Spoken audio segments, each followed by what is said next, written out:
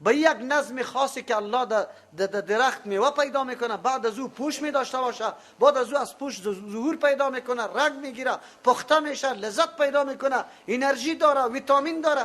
ایره کی میکنه؟ علم اینمی همه اسرار موجودات در پیش الله تبارک و تعالی است. از او خاطر علم محیط پیش الله است. و یوم ینادیهم، در روزی که آواز برشان داده میشه.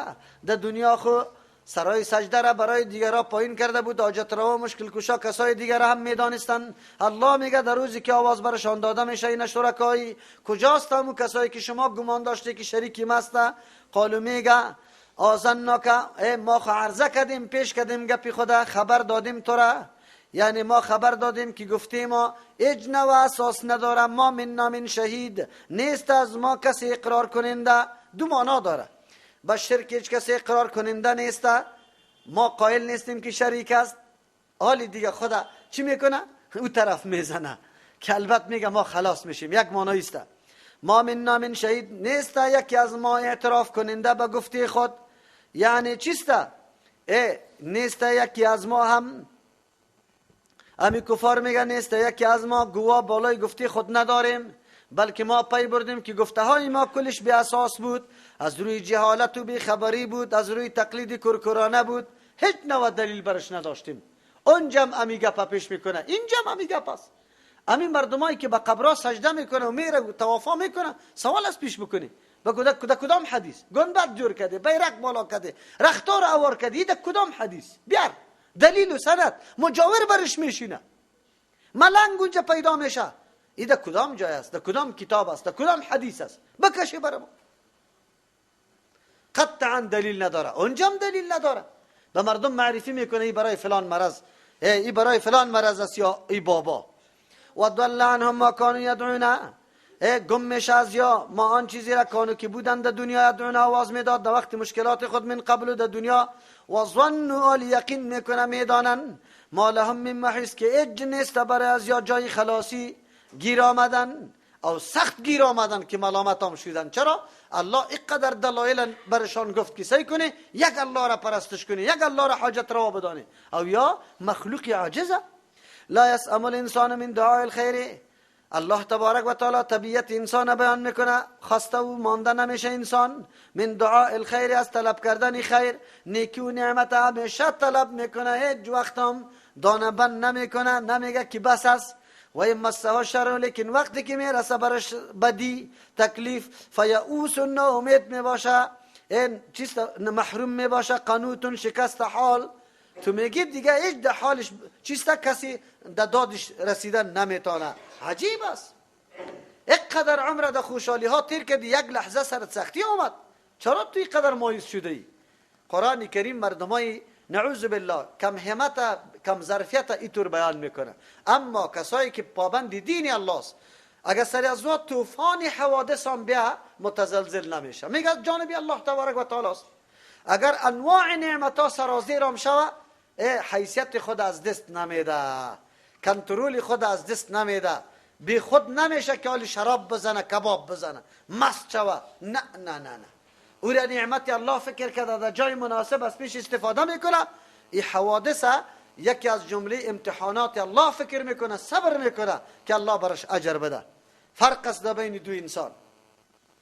ولئن اذقناه رحمتا، اگر بچشانم ما بریزی رحمت خدا که او نعمتش خوشحالی و راحت است، منا از جانب خویش، اگرچه او مستحقش نباشه، کلمه منا ایرا میگه، اگرچه مستحقش نیست، لیکن الله تبارک و تعالی از رحمت خود برای از یا میچشانه. اشاره میکنه در دنیا که هر قدر لذت ها، خوشی ها، نعمت هاست، حیثیتی چی داره؟ چشیدن. اصل حقیقت نعمت نیست یقینا.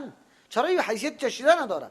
من بعد ضرها، پس از تکلیفی که مسته برش رسیده بود، لیقولن، باز میگوید، سینه خدا میزنه، هازالی، این برای من مناسب بود، حالی من تقاضا میکرد، من لیاقت زیره داشتم. اینطوری میگه نعوذ بالله، میگه لیاقت زیره داشتم، یا هازالی، محنتی من، کمالی من تقاضا میکرد که همی برای من باشه. الله چی میگه؟ و ما ازن، باز میگه و ما ازن ساعت، گمان ندارم که قیامت قایم شونده باشه. نمیشه قایم، بلکه اینطور حالت هاست. قیامت قایم نمیشه. مردم ها خدا که در نعمت ها میبینه، از هر طرف سرشان باریده را ایسته، فکر میکنن نه مرگ است نه بازخواست است نه سوال است نه جواب. از این نعمت ها به هر طرف و هر رقم که استفاده میکنی بکو. مثل یک تعداد مردمی نعوذ بالله بدبخت و مردمایی که خود گم کرده امی رقم هستند. ولئن رجعت، با زیر دلیل بالای خوبی آینده خدا میگیره، کامیابی آینده خدا میگیره. میگه اگر باز گردانیده شویم، اول خو هیچ عقیده نداره که ما گردانیده شویم، اگر بالفرض و تقدیر ما باز گردانیده شویم الی ربی، به سوی پروردگار ما، ان لی یقینا برای ما عنده به نزد الله للحسن، حالت نیکویی دیگه هم است. میگه ما مستحق هستیم امی رقم که در دنیا هستیم، در آخرت هم امی رقم میگه زور است. الله چه میگه؟ فلنبئن الذین خامخا فلننبئن خامخا ما آگاه میکنیم او کسانی را کفرو که منکر هستند به ما عملو، به آن چیزی که در دنیا انجام دادن. الله سوال میکنه نعمت که داده بودم در کجا استفاده کردی؟ نسبت نعمت به کی کردی؟ شکر گزاری از زیر کردی یا نه؟ کدام طرف روان بودی؟ چی کردی؟ شراب خوردی؟ نماز جمعه را ترک کرده، فامیلی تا گرفتی لچ قولا اونجا باز تصویرگیری کردی ده سالنگ یا ده قرغه، کدامش بود؟ الله میگه فلننبئن الذین خامخا خبر میدم او کسانی را کفرو که ما انکار میکردن از این صحنه ها، به ما عملو به آن چیزی که عمل کردن، بیالی کارایتا. ولنذیقنهم خامخا میچشون میاره من عذاب غلیظ، از عذاب درشت.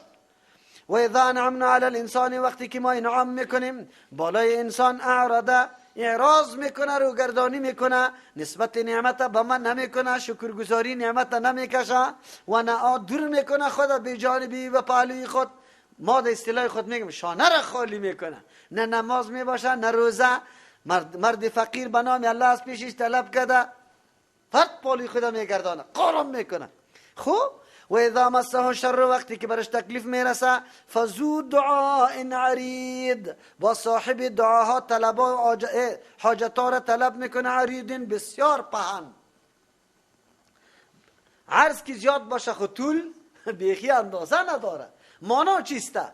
فقط اینقدر امو یک حاجت که سختی سرش رسیده دعا میکنه. نمیگه که در حالی ما شاید یک چیزی دیگه خیلی مناسب باشه، ضروری باشه. نه همین تکلیف که برش رسیده. حالان که بعضی اوقات تکلیف به انسان بسیار مثمر است. تکلیف به انسان ماده غروری تمیش کنه، تکلیف به انسان متوجه آخرت تو را میسازه، تکلیف به انسان امو خواب غفلت که رفته بود یک دم بیدار میکنه تا که اگر امیالی میمردی چی داشتی. انسان که در تکلیف واقع شد یک دم متوجه میشه، بیدار میشه. بعضی اوقات تکلیف ها بسیار بیدار کننده است برای انسان، لیکنی علا طلب میکنه خوشی را. قل بگوی پیغمبر علیه السلام رایتم، خبر بده مرا، این کان من عند الله، اگر این قرآن کریم از جانب الله تبارک و تعالی باشه، مثل که واقعا همین قرآن از جانب الله است، ثم کفرتم به، بعد از شما انکار کنی از این قرآن، من اضل، کیست خیلی گمراه من از کسی که هو فی شقاق، و آدم در مخالفت سخت قرار داره، بعیدین که از ثواب و حق دور است. از ثواب و حق دور است. شما اگر این کار بکنه، اگر قرآن از جانب الله باشه و چنانچه که هست و شما این کار میکنی، شما بگوی که به کدام سرنوشت مبتلا میشه. لا اقل همین قدر خود فکر بکنی که اگر ما مخالفت قرآن میکنیم و حق قام است، آخر سرنوشت ما در کجا میرسه؟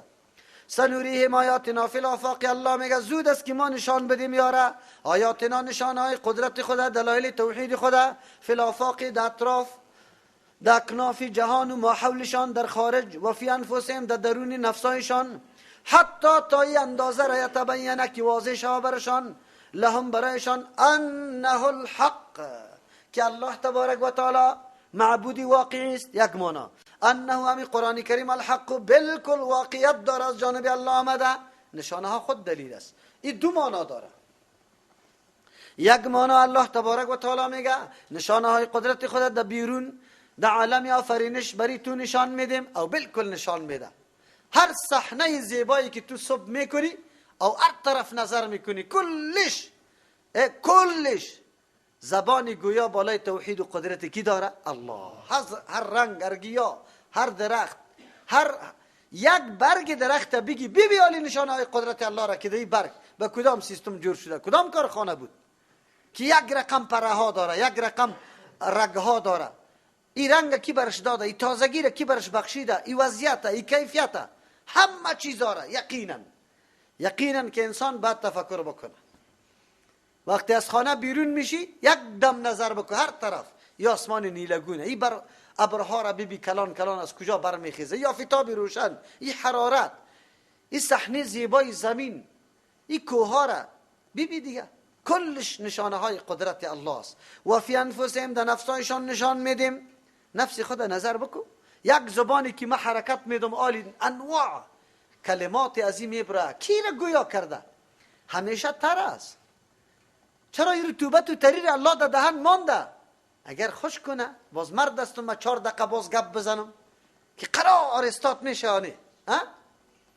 اگر انسان در یک عضو خود نظر بکنه، یک عضو مورد تحقیق بگیره، الله اکبر، نشانه های عظیم قدرت الله را درش مشاهده میکنه. یک انگشتی تا ببین، بندای از زیر ببین کدام قسم حرکت میکنه، این شخی ناخون چرا پیدا میشه، این برای کدام هدف است، چی رقم قاط میشه، این اسپرنگایی که سالا این قدر تا و بالا میشه، لیکن نه ورکشاف طلب داره و نه گرس، نه مستری طلب داره، یا داره؟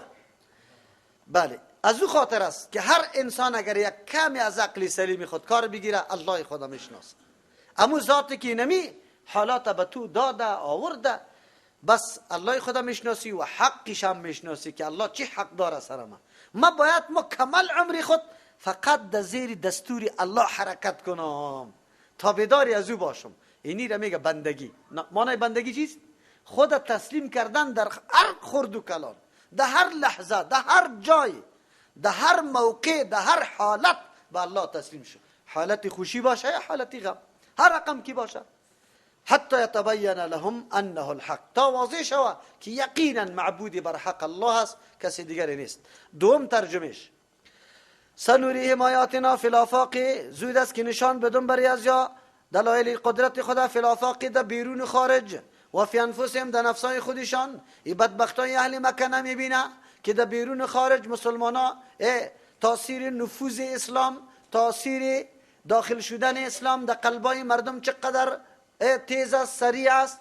مردم گروه از هر گوشه آمده این کلام میپذیره، به این کلام تسلیم میشه، این را رای سعادت خود میشماره. خب میبینم یا اهل مکه که کتاب الله چه رقم کتاب است، بالکل واقعیت است، جذاب است، دلنشین است، کلماتش از بشر اج کس نمیگه که از بشر باشه. و فی انفسهم، در نفسای خودم میبینه که همین قرآن چقدر تاثیر عمیق داره سرشان. خب میفهمه، باز چرا میگه که من عند الله نیست؟ پیش گفت ان کان من عند الله ثم کفرتم به، اگر از جانب الله باشه و شما انکار میکنی، از جانب الله هست. چرا خود شما نشانه ها را بالای از این پیدا کردی که از جانب الله است؟ چرا اگر از جانب پیغمبر می بود شما هم به مثل از این جور میکردی، چندین کلام ها را جور میکردی. در نفسای خود مشاهده میکنی، در جنگ بدر دیدی ناکامیتان، با او نیرو، با او ساز و برگی که شما رفته بودی، مسلمان ها با کدام تعداد بود، در کدام موقعیت بود، الله چطور شکست براتان داد؟ یتبین، حتی یتبین، تا که واضح شود لهم برای ازیا انه الحق، که همی قرآن کریم بالکل واقعیت داره از جانب الله، یا می اسلام بالکل واقعیت داره، حتما پیروز میشه. الله چی میگه؟ اولم یکفی بربک انه علی کل شیء شهید. انسان بیچاره همیشه قیاس میکنه قوت و قدرت الله را بالای خود انسان بیچاره ضرورت به اسباب داره، ضرورت به وقت داره، به فکر داره، به نمونه سابق داره، به قوت و امداد داره که یک چیزی برش برابر شوه باز اقدام بکنه. نه نه نه نه، خطا میشی.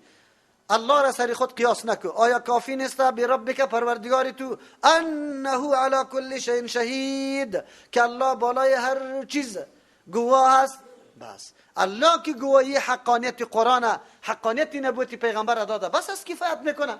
همین قدرم براتون کفایت نمیکنه؟ یک ترجمه است. دوم، آیا برشان کافی نیست که پروردگار بالای تمام چیزا حاضر است، بالکل دیده میشه، خودش ذات الله دیده نمیشه، نشانه های صفات بزرگ الله در هر چیز دیده میشه، در هر چیز که هر چیز مشاهده میکنی نشانه قدرت کیست؟ الله تبارک و تعالی است. از همون خاطر است که معرفت الله از طریق صفات حاصل میشه، نه از طریق ذات. الا خبردار انهم فی مریت، این مردما دمو شک هستند، من لقاء ربهم، از روبرو شدن با پروردگارشان.